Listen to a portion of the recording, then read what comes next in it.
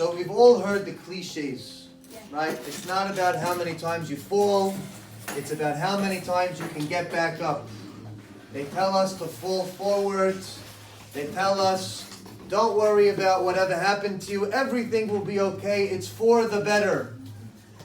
And sometimes I wonder if the people who have made up these cliches have ever struggled before, have ever failed before, because it feels like they haven't been down and they haven't been beaten before, right? I wonder if these people have ever been fired before. I wonder if these people have ever been told you're denied into the high school, to the college of your choice. Boys, when we struggle and when we fail, it really, really hurts. And I'm tired of the same old cliches of it'll be better and it's for the better and just fall forward and it'll be okay. I'm wondering if there's a different alternative, if there's something else we can say to ourselves in order to make best of tough times, times that we ultimately hate experiencing. And something that's interesting about when we struggle in life is most often when we struggle, we automatically assign blame to somebody else. And there's good reasoning for it. And I think the reason behind why we do this is because assigning blame to somebody else at least gives me some hope that I'm not a total disaster.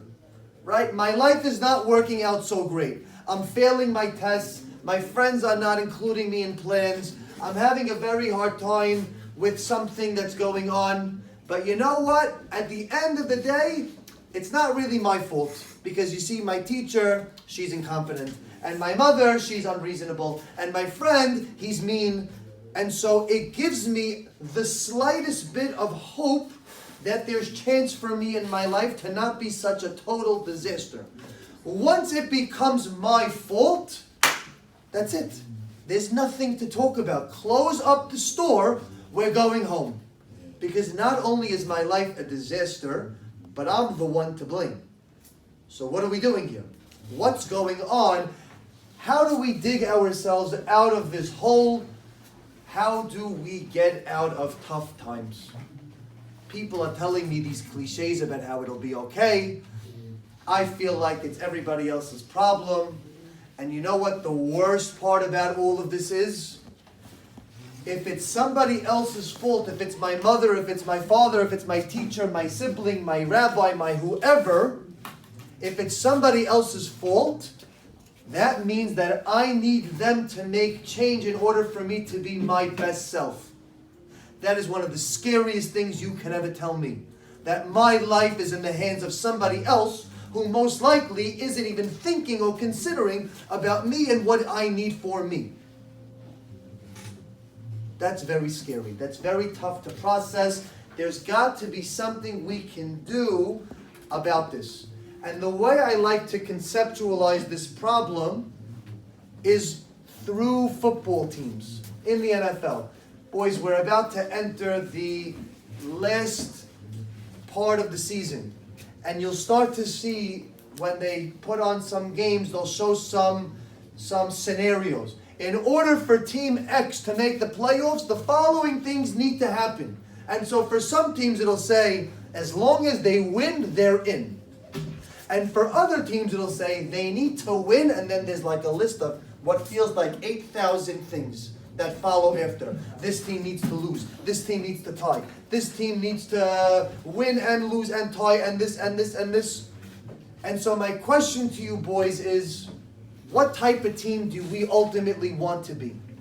Do we want to be a team that says if we win, we're in? Or do we want to be that team that says, well, we need to win and then so many other things need to happen because my life, my destiny is in the hands of other people? Can we think about a team right now? Who's an NFL team right now that we can anticipate is going to need a lot of help in order to make the playoffs? The New York Giants. Bears. If you look at the statistics of the New York Giants' chance to make the playoffs, if they're not even eliminated at this point in time, they're not eliminated, they probably need to win out, And then a lot of things need to happen. Dallas needs to lose, the Eagles need to tie, the Redskins need to go on vacation. I don't know what needs to happen for these guys to make playoffs. But a lot of things need to happen, and it's not ultimately up to them. Even if they win all of their games, they still need help from other people. It feels like my ability to be my best self is in the hands of too many people that are not named me. And I want to try to explore if it's possible for us to flip the script. How can we become more in control over our own lives, over our own end results? In the 1960s, a psychologist by the name of Aaron Beck pioneered a new theory called CBT, Cognitive Behavior Therapy. And the theory works like this. It says the following. It says that human beings are inclined to think irrationally. It is very normal and it is very likely that we will have irrational or negative thoughts because that's just the way we are.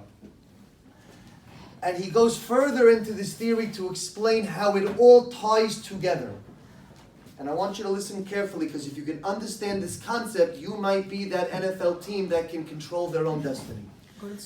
He explains that your thoughts, your emotions, and your behaviors all influence one another and all can control what each of them do.